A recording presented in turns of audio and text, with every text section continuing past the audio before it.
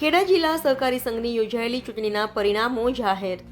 ખેડા જિલ્લામાં સહકારી માળખામાં મહત્વનું સ્થાન ધરાવતા ખેડા જિલ્લા સહકારી સંઘના સંચાલક મંડળના સભ્યોની તાજેતરમાં 4 જાન્યુઆરીના રોજ ચૂંટણી યોજાઈ હતી.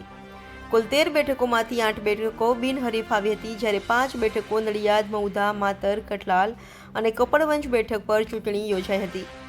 જે ચૂંટણીની આજે મંગળવારે નડિયાદ આવેલ જિલ્લા સહકારી સંઘમાં મતગણતરી હાથ ધરાઈ હતી, જેમાં 5 બેઠક પરથી 2 બેઠક ભાજપના ફાળે ગઈ છે અને અન્ય 3 બેઠકમાં આ ચૂંટણી પહેલા ભાજપ 8 બેઠકો બિનહરીફ કરતા કુલ 10 બેઠકો ભાજપ પાસે ગઈ છે, જ્યારે 3 અપક્ષ ઉમેદવારો પાસે ગઈ છે. કઠલાલ બેઠક પર ટાઈ પડતા ચીઠી ઉપાડી નાની બાળકીએ ફેસલો કર્યો. Reporter Naresh Ganvani, Gujarat crime news, Nadiad.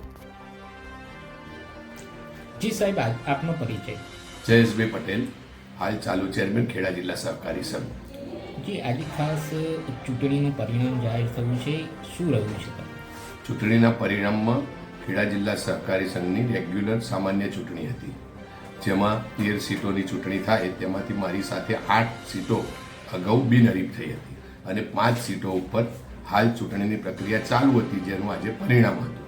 અને પરિણામમાં કઠલાલ ખાતે પ્રથમ ગણતરી દરમિયાન ટાઈ પડી અને જેમાં બંને ઉમેદવારને 15-15 મત મળતા નાની બાળકી પાસે ચિઠ્ઠી ઉછાળાઈ અને ગોપાલભાઈ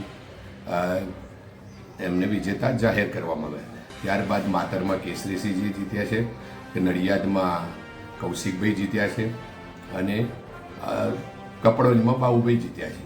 આમ 5માંથી 3 બેઠક અન્ય ઉમેદવારો પાસે જઈ છે અને ભારતીય જનતા પાર્ટીના મેન્ડેટવાળા 2 ઉમેદવારો.